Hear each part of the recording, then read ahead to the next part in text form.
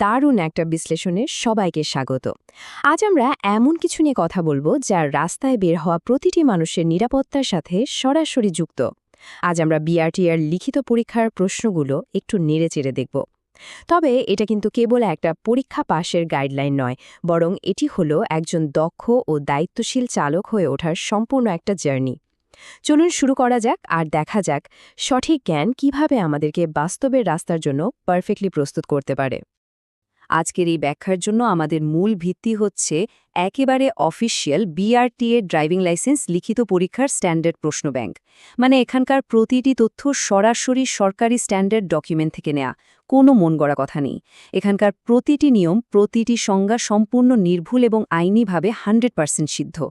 আজকের আলোচনাকে আমরা মূলত 4টি ধাপে ভাগ করেছি। 1. মোটরযানের পরিচয়। 2. প্রয়োজনীয় কাগজপত্র। 3. চালানোর আগের প্রস্তুতি এবং 4. সঠিক সার্ভিসিংয়ের নিয়ম। তো চলুন প্রথম পর্ব দিয়ে শুরু করা যাক, মোটরযানের পরিচয়। প্রথমেই যে মৌলিক প্রশ্নটা মাথায় আসে তা হল মোটরযান জিনিসটা আসলে কি। আইন অনুযায়ী কোন গাড়িগুলোকে মোটরযান বলা যাবে আর কোনগুলোকে যাবে না, সেই সীমারেখাটা পরিষ্কার থাকা অত্যন্ত জরুরি। সড়ক পরিবহন আইন 2018 দিকে যদি তাকাই, মোটরযান বলতে বোঝায় এমন যে কোনো যন্ত্রচালিত যান যা মূলত সড়ক বা মহাসড়কের সাধারণ মানুষের ব্যবহারের জন্য তৈরি করা হয়েছে। এখানে একটা ইন্টারেস্টিং ব্যাপার আছে। আইন অনুযায়ী শুধু আস্ত গাড়ি নয়, যদি গাড়ির বডি নাও থাকে, অর্থাৎ সেটা যদি শুধুই একটা চ্যাসিস বা ট্রেলার হয়, তাহলেও সেটা মোটরযান হিসেবেই গণ্য হবে। তার মানে আইনিভাবে চ্যাসিস এবং ট্রেলার মোটরযানের অন্তর্ভুক্ত, কিন্তু ব্যতিক্রমগুলো মনে রাখা ভীষণ জরুরি। রেল লাইনে চলা ট্রেন, কারখানার ভেতরের যানবাহন কিংবা পশু বা মানুষের সাহায্যে চালিত রিক্সা বা গরুর গাড়ি, এগুলো কিন্তু কোনোভাবেই মোটরযানের সংজ্ঞায় পড়বে না। পরীক্ষার জন্য এই সূক্ষ্ম পার্থক্যটা মনে রাখা একদম মাস্ট। এবার আসা যাক আমাদের দ্বিতীয় পর্বে, প্রয়োজনীয় কাগজপত্র। আইন অনুযায়ী রাস্তায় গাড়ি নিয়ে নামার আগে বেশ কিছু ডকুমেন্ট সাথে রাখা একেবারে বাধ্যতামূলক। তো প্রশ্ন হল, সেই অত্যাবশ্যকীয় কাগজপত্রগুলো আসলে কি কি? খুব সহজভাবে বললে, যে কোনো চালককে সবসময় 5টি খুব গুরুত্বপূর্ণ কাগজ রেডি রাখতে হবে। এগুলো হচ্ছে ড্রাইভিং লাইসেন্স, রেজিস্ট্রেশন সার্টিফিকেট বা blue book, tax token, fitness certificate এবং রুট পারমিট। রাস্তায় কোনো অনাকাঙ্ক্ষিত আইনি ঝামেলা এড়াতে এই 5টা কাগজ সাথে রাখা ছাড়া কোনো বিকল্প নেই। তবে হ্যাঁ, এখানেও কিছু আইনি ছাড় বা ব্যতিক্রম আছে যা জেনে রাখা ভালো। যেমন মোটরসাইকেলের কথা যদি ধরি, এগুলোর জন্য ফিটনেস বা রুট পারমিটের কোনোই দরকার নেই। একইভাবে ব্যক্তিগত কাজের জন্য ব্যবহৃত সর্বোচ্চ 7 সিটের যাত্রীবাহী গাড়ির জন্য কোনো রুট পারমিট লাগে না।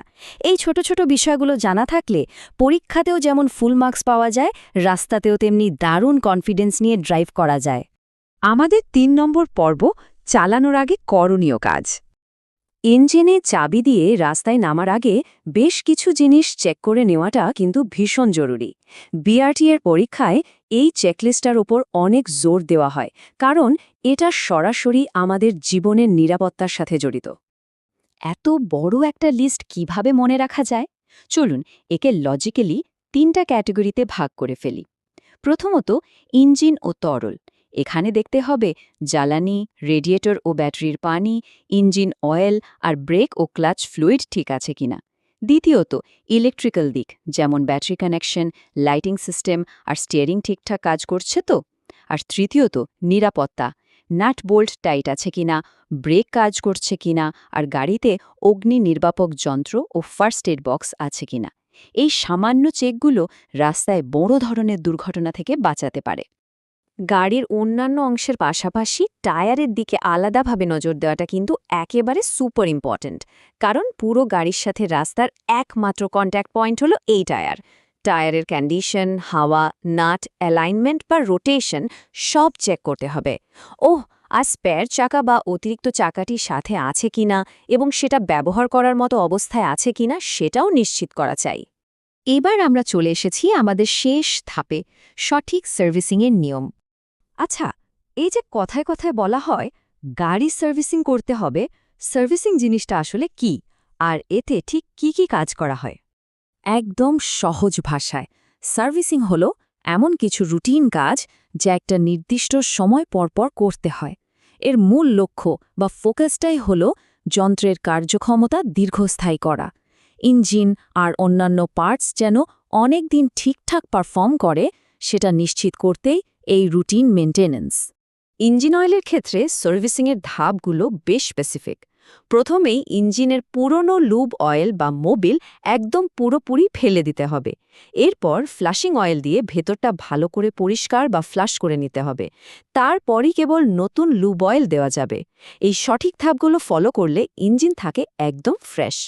রেডিয়েটর আর ইঞ্জিনের পানির ক্ষেত্রেও নিয়মটা অনেকটা একই রকম। পুরনো পানি সম্পূর্ণ ড্রেন আউট করে বের করে ফেলতে হবে। তারপর ডিটারজেন্ট আর ফ্লাশিং গান দিয়ে ভেতরটা দারুণভাবে পরিষ্কার করে নতুন পরিষ্কার পানি দিয়ে ভরে দিতে হবে। ইঞ্জিনকে ওভারহিট হওয়ার হাত থেকে বাঁচাতে এই কাজটা জাস্ট একটা গেম চেঞ্জার।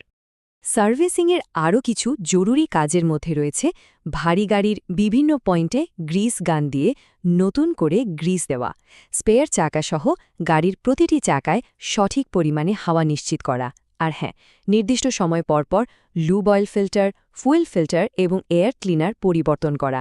একটা সুস্থ গাড়ির জন্য এগুলো একদম মাস্ট। আমরা আলোচনার একদম শেষ প্রান্তে। চলুন এবার একটা বিষয় নিয়ে একটু ভাবি।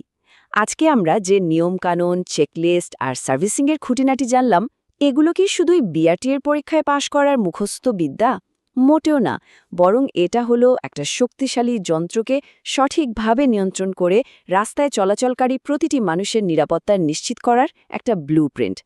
আসল ব্যাপারটা লুকিয়ে আছে আমাদের প্রতিদিনের দায়িত্বশীল আচরণের মাঝেই। সঠিক জ্ঞান শুধু পরীক্ষায় জেতায় না, জীবনও বাঁচায়। আজকের এই বিশ্লেষণ এখানেই শেষ করছি, তবে শেখার এই যাত্রা চলতেই থাকুক। এতক্ষণ সাথে থাকার জন্য অনেক ধন্যবাদ।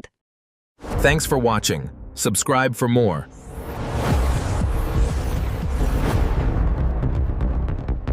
Please like, comment, and share.